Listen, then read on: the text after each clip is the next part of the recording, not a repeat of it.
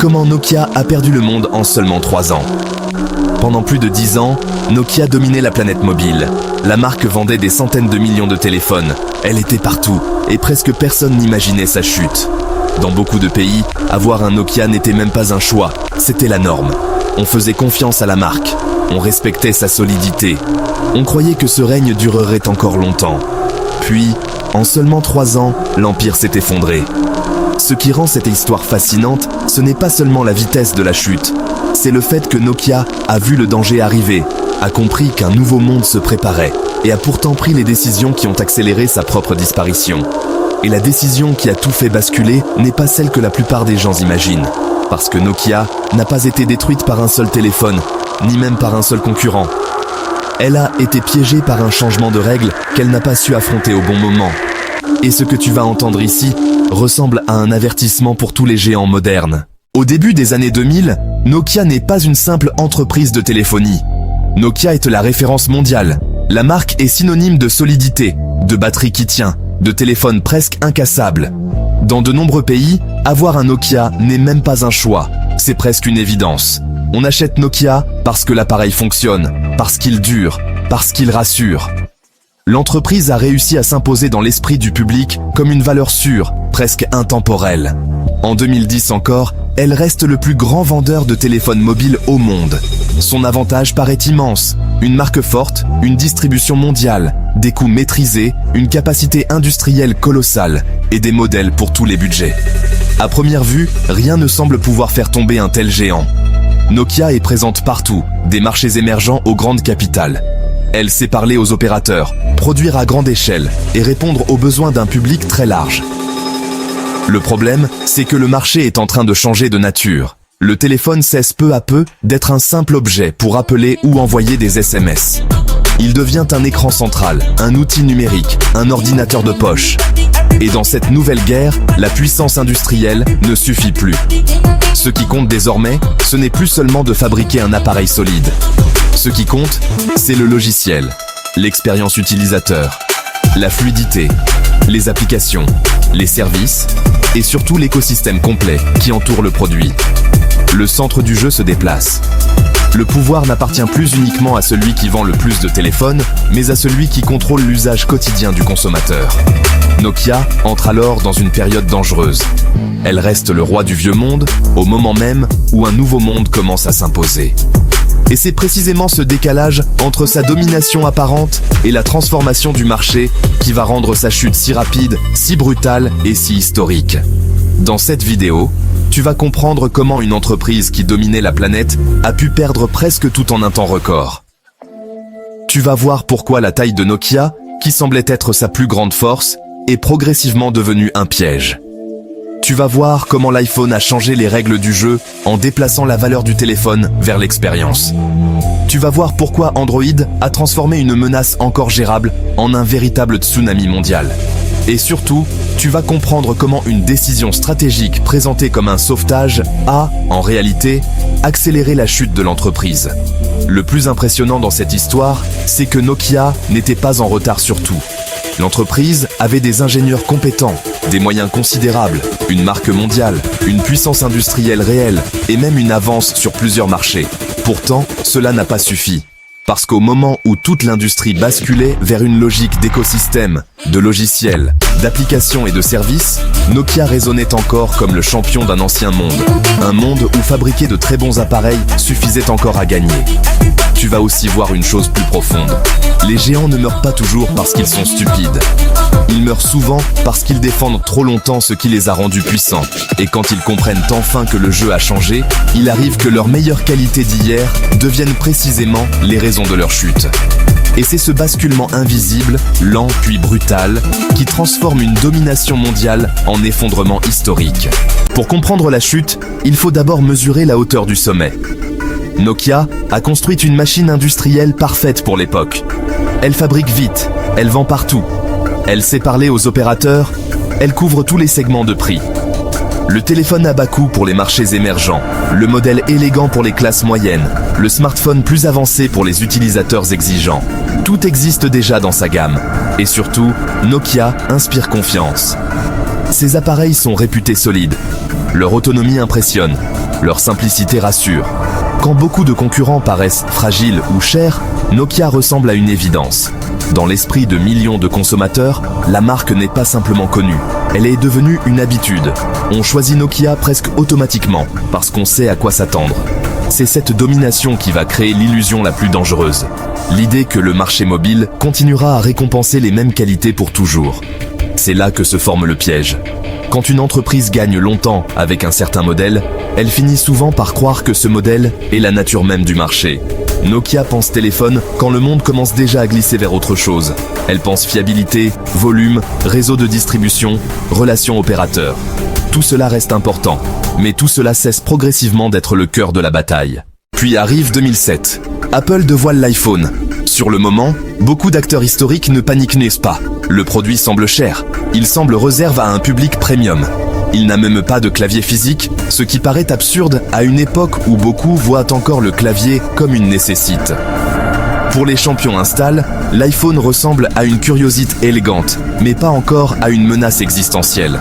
Le problème, c'est qu'Apple ne vend pas juste un téléphone meilleur. Apple redéfinit ce qu'est un téléphone. Ce n'est plus un appareil centre sur des touches et des menus compliqués. C'est un écran, une interface, une expérience. Un objet pense autour du logiciel. Le téléphone devient un espace d'usage, pas seulement un matériel. Et à partir de là, le centre de gravité du marché commence à se déplacer. La vraie valeur n'est plus uniquement dans la qualité de fabrication. Elle se déplace vers la fluidité, l'intuitivité, puis vers les applications et les services. Nokia, elle, continue à penser volume, catalogue, robustesse, présence mondiale. Ce sont des forces. Mais ce ne sont plus les forces décisives. Son système Symbian, correct dans l'ancien monde, commence à paraître lourd et date face à ce qui arrive. L'expérience utilisateur n'a plus la même fluidité. L'écosystème d'application n'a pas le même élan. Là où le smartphone devient une plateforme, Nokia traite encore une partie du problème comme une évolution du téléphone classique. Et c'est là qu'apparaît le premier signal ignore. Le marché ne récompense plus seulement le meilleur fabricant de téléphone. Il récompense celui qui contrôle la porte d'entrée du futur numérique. Celui qui possède l'interface, les usages, la relation quotidienne avec l'utilisateur. Mais à l'époque, presque personne chez Nokia n'accepte encore complètement cette réalité. Et voici le détail qui change tout. Ce n'est pas l'iPhone seul qui va tuer Nokia. C'est ce qui arrive juste après. Android entre en scène.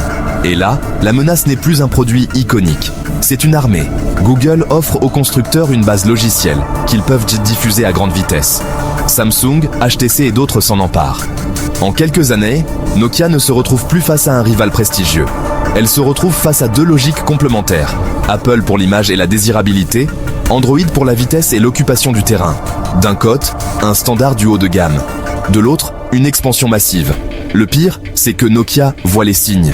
Les équipes savent que Symbian fatigue. Les développeurs commencent à regarder ailleurs. Les comparaisons deviennent moins favorables. Mais dans les grandes entreprises, voir le problème n'est pas la même chose que le ressoudre. Plus une structure est grande, plus elle peut sentir le danger sans bouger assez vite. Et c'est exactement ce qui va préparer le désastre. Le Jean est encore debout, mais le monde qui lui a permis de régner commence déjà à disparaître sous ses pieds. À ce stade, Nokia n'est pas encore morte. L'entreprise a encore une marque en norme. Elle vend encore des volumes immenses. Elle a encore du cash, des talents, de la distribution. C'est justement pour cela que la suite est si brutale. Le Jean tombe alors qu'il paraît encore debout. Vu de l'extérieur, beaucoup pourraient croire qu'il lui suffit d'un bon produit ou d'un bon partenariat pour revenir dans la course. Mais en réalité, Nokia est déjà entré dans une zone très dangereuse. Parce qu'une entreprise peut sembler solide, tout en étant stratégiquement en train de perdre le centre du jeu. En interne, la pression monte. Symbian ne convainc plus assez. Les tentatives de transition sont trop lentes. Le marché smartphone accélère plus vite que prévu. En février 2011, l'entreprise prend alors la décision qui va définir toute son histoire récente. Elle annonce un partenariat stratégique avec Microsoft et choisit Windows Phone comme plateforme principale pour ses smartphones. Sur le papier, la logique semble défendable.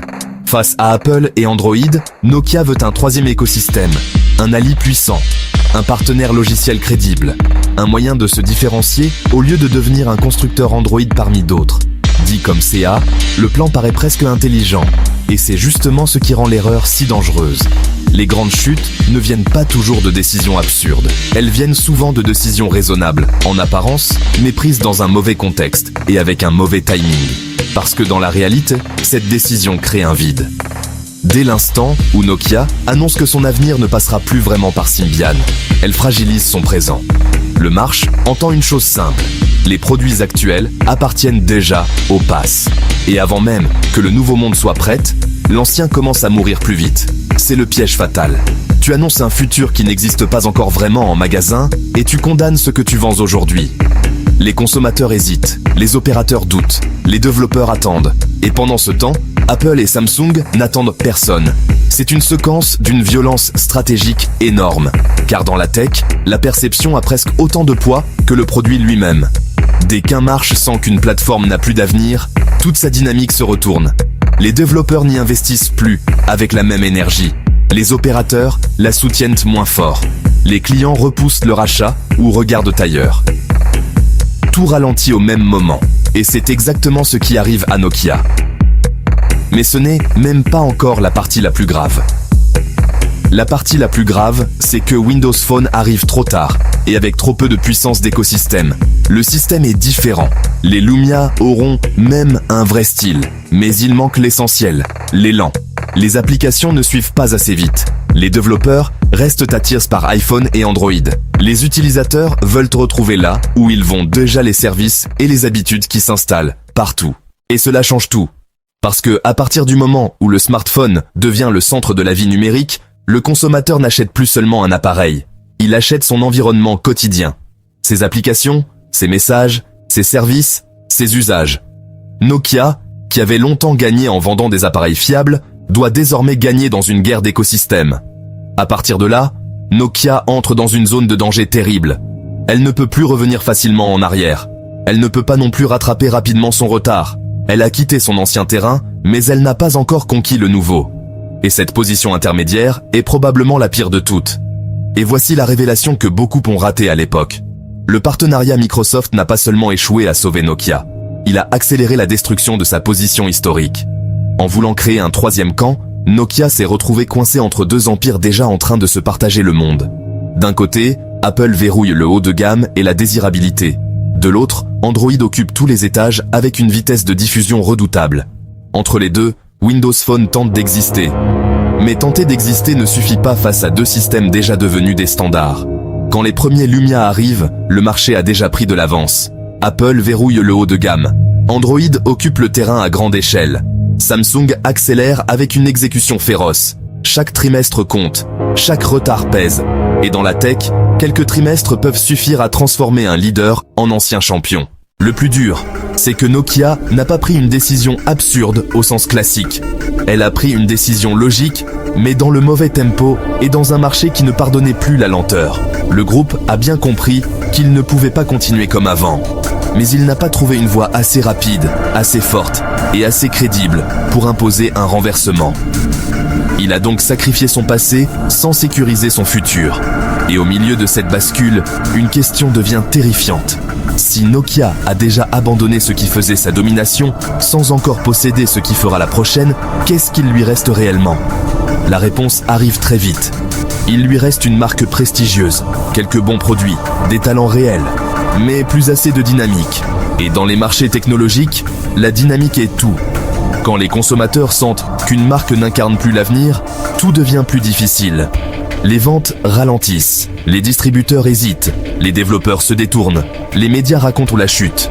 Et à partir du moment où cette narration s'installe, l'entreprise doit aussi combattre l'impression qu'elle appartient déjà au passé. Nokia lance des appareils Lumia, salués pour leur design et leur qualité photo. Les téléphones ne sont pas ridicules. Au contraire, certains sont même appréciés pour leur identité visuelle. Mais un bon téléphone isolé ne suffit plus. Le consommateur n'achète pas seulement un appareil. Il achète un monde. Il achète les applications qu'il utilise déjà. Il achète la compatibilité avec son entourage. Il achète les habitudes qu'il ne veut plus perdre. Il achète un environnement dans lequel sa vie numérique pourra continuer sans friction. Et c'est précisément sur ce terrain que Nokia arrive trop tard. C'est là que Samsung devient redoutable. Là où Nokia tente de reconstruire lentement une alternative, Samsung exploite à fond la vague Android. Il va vite. Il sort des modèles partout. Il frappe sur tous les prix. Il s'adapte au marché. Il occupe les vitrines, les opérateurs, les campagnes publicitaires. Il profite d'un système déjà soutenu par Google, déjà adopté par les développeurs, déjà installé dans l'esprit du public comme l'une des deux grandes directions du futur. Pendant que Nokia essaie de convaincre, Samsung avance. Pendant que Nokia reconstruit, Samsung distribue. Pendant que Nokia défend un pari, Samsung transforme Android en présence massive. Apple, de son côté, fait autre chose, mais tout aussi destructeur pour Nokia. Apple capte la valeur, le prestige, la cohérence et la fidélité. L'iPhone devient plus qu'un produit. Il devient une référence culturelle. Il représente le haut de gamme, la modernité, le désir, l'élégance, l'écosystème cohérent. Donc, pendant que Nokia essaie encore de prouver qu'elle peut revenir, Apple et Samsung occupent déjà l'imaginaire collectif. L'un domine l'image et la rentabilité. L'autre domine la diffusion et l'exécution. Entre les deux, Nokia lutte pour exister à nouveau. Et voici la troisième relance, la plus brutale. À ce moment-là, Nokia ne perd pas seulement des parts de marché. Elle perd le droit d'être perçue comme le futur. Et lorsqu'une entreprise perd cela, elle commence à se battre non plus pour gagner, mais pour retarder sa chute. Chaque nouveau produit est regardé comme une tentative de rattrapage. Chaque annonce est comparée à ce que les autres ont déjà rendu banal. Et plus cette perception se répand, plus le retour devient difficile. L'autre problème, c'est que même l'ancien socle de Nokia commence à se fissurer. Les téléphones plus simples, qui avaient longtemps porté ces volumes, deviennent eux aussi moins protecteurs. Donc l'entreprise se retrouve prise en étau. Elle souffre sur le futur, et son passé n'est plus assez rentable pour financer sereinement son retour. Si les anciens produits déclinent pendant que les nouveaux ne compensent pas encore, l'entreprise perd des ressources au moment exact où elle aurait besoin d'en mobiliser davantage. Les restructurations se multiplient, les fermetures arrivent, les suppressions de postes se succèdent.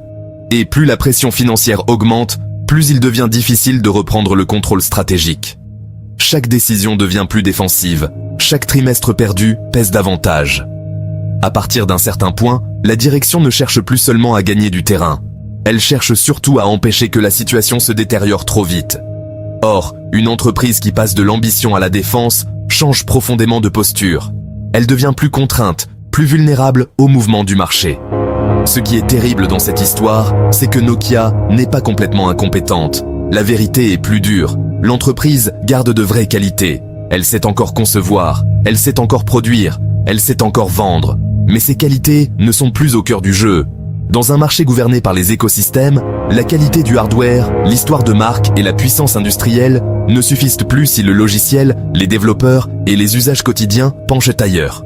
Et c'est ce déplacement invisible de la valeur qui condamne Nokia plus sûrement qu'une simple erreur de produit. À partir de ce moment, la chute devient presque mécanique. Chaque erreur précédente réduit les options suivantes. Chaque retard rend la prochaine décision plus coûteuse. Chaque perte de confiance fragilise un peu plus la suivante. Et plus Nokia avance, plus elle ressemble à une entreprise qui cherche une sortie honorable plutôt qu'un retour au sommet. Elle peut encore ralentir la chute, mais l'élan n'est plus de son côté. Mais juste avant la fin, il reste encore une illusion. L'idée qu'un dernier accord, un dernier lancement ou une dernière gamme de produits peut sauver ce qui reste de l'empire. Et c'est précisément cette illusion qui rend le payoff aussi violent. Parce qu'au moment où beaucoup espèrent encore un redressement, la vérité est déjà là. Le centre du marché a changé de main et Nokia n'est plus en position de le reprendre. En 2013, le verdict tombe. Microsoft rachète l'activité téléphone de Nokia. Pour le grand public, le symbole est immense. La marque qui avait défini le téléphone mobile moderne ne contrôle plus le cœur de son propre destin. Le roi du mobile vend la partie même qui faisait sa gloire mondiale. Ce moment dépasse une simple transaction financière. Il ressemble à une bascule historique. L'entreprise qui dominait la planète plus tôt admet, par les faits, qu'elle n'est plus en mesure de mener la bataille décisive de son époque. Et à ce moment-là, toute l'histoire prend son vrai sens. Nokia n'a pas été détruite en un jour. Elle a été usée par un changement de monde qu'elle a reconnu trop tard. Elle a protégé trop longtemps les forces de l'ancien système. Puis, elle a tenté un saut stratégique massif, mais sans disposer de l'écosystème nécessaire pour rivaliser avec Apple et Android. Résultat, son passé s'est affaibli plus vite que son futur ne pouvait émerger. Et dans un marché qui récompense la vitesse, cette asymétrie a été fatale. C'est pour cela que la chute de Nokia reste une leçon historique. Le géant n'a pas seulement perdu des ventes, il a perdu la maîtrise du centre du jeu. Or dans la tech, quand tu perds le centre du jeu, tu perds bientôt le reste. La valeur, l'attention, les développeurs, la perception, puis le pouvoir. Ce ne sont pas seulement les chiffres qui s'effondrent, c'est la place mentale qu'une entreprise occupe dans l'avenir. En quelques années, l'entreprise qui dominait la planète s'est retrouvée reléguée à un rôle secondaire. Et le plus marquant, c'est que ce n'est pas arrivé parce qu'elle ne savait rien faire. C'est arrivé parce qu'elle n'a pas réussi à passer à temps d'un monde à un autre. Et quand ce passage est raté, même les géants découvrent qu'ils peuvent tomber plus vite que tout le monde ne l'aurait cru. L'histoire de Nokia rappelle une vérité simple. Une entreprise ne disparaît pas forcément parce qu'elle devient faible. Elle disparaît souvent parce que le jeu change et qu'elle continue à se battre avec les règles de la veille. C'est ce qui rend cette chute si puissante. Pendant longtemps, Nokia avait presque tout. La taille, l'expérience, l'argent, la réputation, la distribution, la confiance du public. Mais lorsque le centre de la valeur s'est déplacé, ses forces n'ont plus suffi à garantir l'avenir. Tu peux être immense, riche, célèbre, respecté, et quand même perdre si tu comprends trop tard d'où vient la nouvelle valeur. Nokia savait fabriquer des téléphones. Le futur, lui, récompensait ceux qui fabriquaient un écosystème, ceux qui contrôlaient l'interface, les usages, les applications, les habitudes quotidiennes. Et lorsque cette réalité est devenue évidente, Nokia avait déjà perdu un temps précieux. C'est peut-être la leçon la plus utile de toute cette histoire. Ce qui t'a rendu puissant hier peut devenir le poids qui t'empêche de voir demain. Une méthode qui a construit un empire peut aussi empêcher cet empire d'évoluer. Une victoire répétée peut produire de la confiance, mais aussi de l'aveuglement.